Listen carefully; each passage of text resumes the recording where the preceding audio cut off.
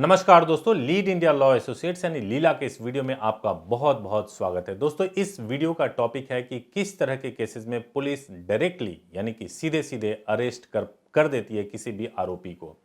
दोस्तों, हमारे आईपीसी या जो हमारा दंड विधान है, जो हमारा लॉ है, जो सीआरपीसी है, उसमें 4 वर्ड बहुत ही इंपॉर्टेंट है और आपको इन 4 वर्ड को जरूर समझना चाहिए। सबसे पहला cognizable offence, non cognizable offence, billable और नॉन बिलेबल।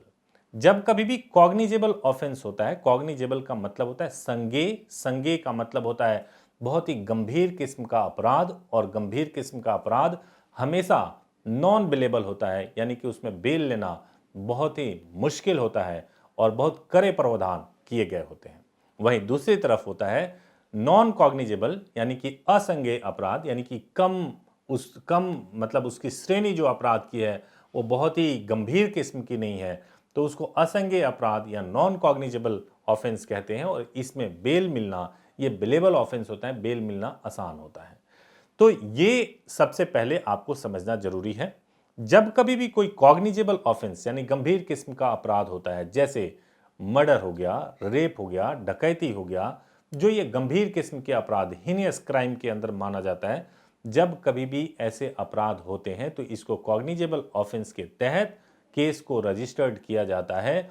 और उस समय पुलिस को यह पावर होता है कि वो सीधे सीधे किसी भी व्यक्ति को अरेस्ट कर सकती है जो आरोपी है। लेकिन अगर ऐसा हो कि केस जो रजिस्टर्ड किया गया है वो नॉन कॉग्निजेबल ऑफेंस के अंदर, यानी कम जो संज्ञेय, जो असंज्ञेय अपराध है, जो कम गंभीर किस्म के अपराध है, उसके तहत अगर केस को रजिस्टर्ड किया गया है, तो उस वक्त अगर पुलिस को अरेस्ट करना है तो उसको मजिस्ट्रेट के परमिशन के बाद ही वो अरेस्ट कर सकता है। तो कभी भी जब गंभीर किस्म का कोई अपराध होता है, जब कभी भी गंभीर किस्म का अपराध जैसे कि हीनियस क्राइम, मर्डर और ऐसे संज्ञेय अपराध होता है, तो उसमें जाकर के पुलिस आपको डायरेक्टली अरेस्ट कर सकती है।